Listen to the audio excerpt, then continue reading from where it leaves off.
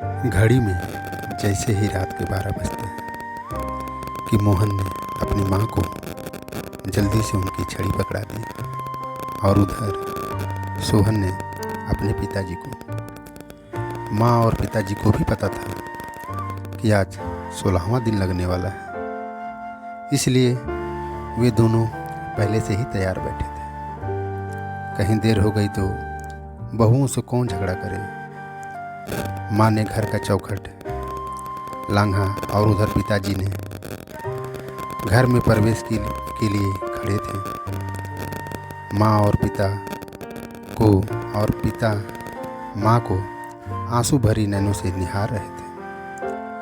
पूरे 15 दिन बाद यह मिलन की घड़ी आई थी। थोड़ा बातें कर लें, नहीं तो 15 दिन का इंतज़ार करना पड़ जाएगा। न जाने कितने ही बातें आंखों ही आंखों में हो गई। उजाला भरी रात थी, मानो आज चांद भी उन्हें एक दूसरे को भी जी भर देखने के लिए अपनी आंखें खोल दी हो। पर चांद भी मनुष्य की निष्ठुरता के आगे लाचार हो गया। पिताजी, जल्दी अंदर आ जाओ, आपका बिस्तर लगा है, मोहन ने कहा। और उधर सोहन ने अपने माँ का हाथ पकड़कर अंदर ले गया। सो जाओ बिस्तर पर, ये पिताजी का ही है। सोहन ने कहा। माँ ने कुछ देर के बाद कहा, बेटा थोड़ा पानी पिला दो। तब मोहन की जुगनी ने पानी न पिलाया, हाँ पिलाती हूँ, ऐसा बोलकर उन्हें तो चली गई। पता था माँ को अभी ठेल देंगे सोहन के यहाँ, फिर उसकी जिम्मेदारी हो जाएगी। पर हम भी पानी नहीं देंगे, सुबह का इंतज़ार करो और सो जाओ।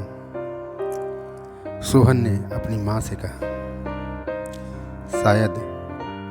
शायद माँ ने आंसू से ही प्यास बुझा ली हो।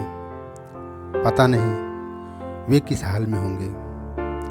कहीं मोहन उन्हें मेरी टूटी वाली चारपाई तो नहीं दे दी होगी उन्हें सोने के लिए। उन्हें नींद कैसे आएगी। जिंदगी भर मोहन और सोहन की खुशी के लिए बहुत परिश्रम करते थे।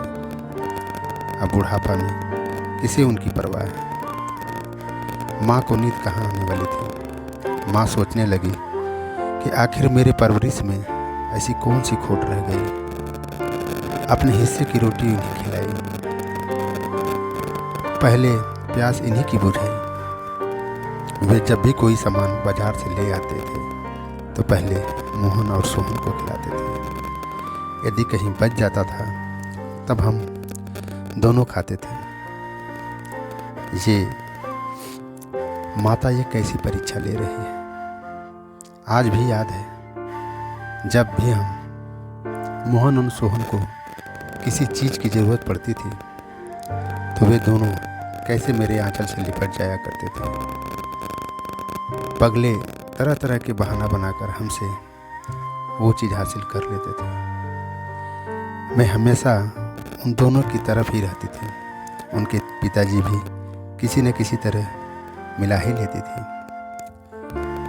यदि कभी मैं मोहन और सोहन से रूठ भी जाती थी तो वे दोनों इतने भोले बनकर हमें मनाते थे कि हम दोबारा रूठना भी भूल जाते थे।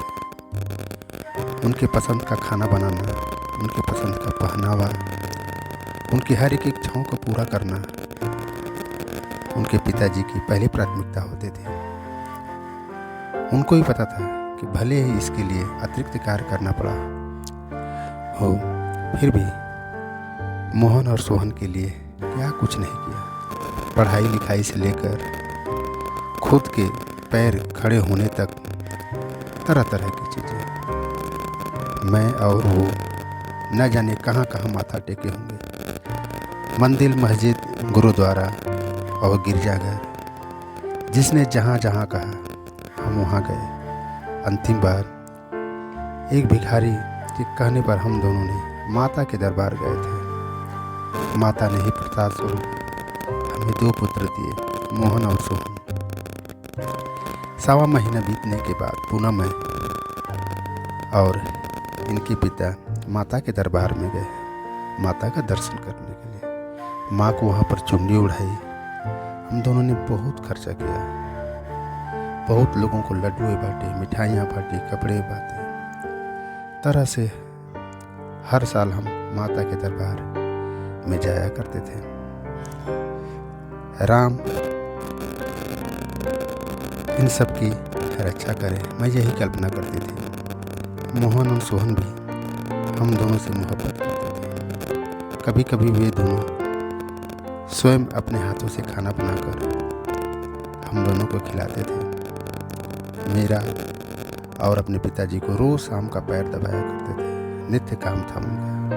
पूरे गांव में, पूरे इलाके में उनकी बड़ी प्रशंसा हुआ करती थी। हमारे दोनों बच्चे हमेशा स्कूल में टॉप करते थे। स्कूल के लौटने पर भी झट से वो आंचल में छिप जाना, अपना टिफिन बॉक्स खाने का बहाना करना, उनकी प्यार भरी बातें सब कहाँ चली गई। न जाने बहुओं के आते उनका स्वभाव कैसा बदल गया। पहले तो लगता था अभी बच्चे हैं, ना समझ है, धीरे धीरे हालात ठीक हो जाएगा। पर दिन पर दिन घर के हालात बिगड़ते गए। सब कुछ वे दोनों अपनी मर्जी से करते गए। न हमसे कोई राय बात, न उनसे। मैं तो कभी कभी उन पर गुस्सा भी कर जाते थे, पर वे कुछ नहीं बोल पाते थे और मुझे भी बोलने के लिए मना करते थे। अक्सर मुझे समझाया करते थे कि देखो, ये बच्चे नए ज़माने के, इन्हें अपनी मर्जी से जीने दो, इनके मामले में दखलंदाजी मत करो, उसी में हमारी भलाई होगी। नहीं तो ये कब क्या जवाब देंगे, कुछ गारंटी नहीं। जब हम विरुद्ध हो जाएंगे तो यूँ समझ लेना, चाय में गिरी हुई मक्खी जैसे गिर जाती है, चुटकियों से बाहर निकाल कर फेंक देंगे। किंतु मैं कहाँ मानने वाली थी। मैं सोचती थी कि मोहन और सोहन मेरी औलाद हैं, क्या इन्हें सही गलत पर हम डांट भी नहीं सकते। जब मुझे नहीं रहा गया तो मैंने राम और श्याम दोनों, जिसे मैं प्यार से पुकारती थी, मोहन सोहन, उनका नाम बड़े प्यार से रखा था। तुम लोग बेटा ऐसी मनमानी मत करो, ऐसी मनमानी नहीं चलेगी। घर में क्या हो रहा है, कब कौन मायके जा रहा है, कब कौन ससुराल जा रहा है, हमें भनक तक नहीं लगती। जब जी में आया अपना बैग उठाया, चलते बने। समझ लेना, अपनी अपनी बीवियों को यहाँ रहना होगा तो हमारी मर्जी से रहें, नहीं तो अपने मायके चली जाए। मोहन और सोहन को माँ की ये बातें अच्छी नहीं लगी। वो दोनों माँ को घूरते हुए अपने अपने घरों में चले गए। समय के साथ माँ और बाप राम श्याम, जिसे बड़े प्यार से वो बुलाया करते थे, उनकी दुनिया बढ़ती चली गई। यह दूरी कब खाई में बदल गई पता ही नहीं चला। दिन दोनों अपने माँ पिताजी से झगड़ने लगे। उनकी माँ और पिताजी अपना मकान दूसरे को लिख देने की बात करते, किंतु किसी के माता पिता ऐसा नहीं करते। पुत्र भले ही को पुत्र हो जाए, किंतु माता कभी को माता नहीं होती, न ही पिता को पुत्र होता है। धीरे धीरे मोहन और सोहन में भी झगड़ा शुरू होने लगा। दोनों में बंटवारा हो गया। माता पिताजी की तबीयत अक्सर खराब रहने लगी। दोनों बेटों ने मिलकर अपने माँ और पिताजी को बांट लिया, वो भी 15-15 दिन के लिए। घर के बीचों बीच दीवार खड़ी हो गई। वर्षों से साथ साथ रहने वाले माता पिता को जब एक दूसरे से अधिक आवश्यकता थी, तब उन्हें उनके ही कपूतों ने उन्हें अलग थलग कर दिया। वो भी साथ रहने की जिद नहीं कर पाए। भोर हुई। सोहन जब नित्य कर्म करके फारिग हुआ तब याद आया कि माँ ने रात में पानी मांगा था। वह पानी लाया और बोला, माँ उठो, पानी पी लो। सोहन ने कहा, किंतु माँ तो कब की दुनिया छोड़ चुकी थी। जब यह खबर पिताजी को मिला तो उठकर जोर से चिल्लाने लगे, मैं तुम्हारे बिन कैसे रहूँगा, मैं तुम्हारे बिन कैसे रहूँगा, तुम मुझे छोड़कर कहाँ चली गई। तभी तपाक से गिर पड़े और ऐसे गिरे कि दोबारा न उठ पाए। माता ने दोनों को हमेशा के लिए अपने पास बुला लिया और उनको अपने साथ रखने के लिए।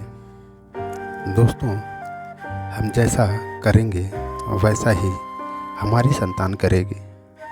माँ बाप को अपने बेटों से बड़ी अपेक्षाएं होती हैं, बड़े सपने होते हैं। कम से कम पूरा नहीं कर सकते तो उन्हें तोड़ने की कोशिश भी मत करो, क्योंकि हमारा कर्मों का घड़ी की सुई एक बार भी यह समय ज़रूर दिखाएगी। इसी के साथ हम अपनी कहानी का समापन करते हैं।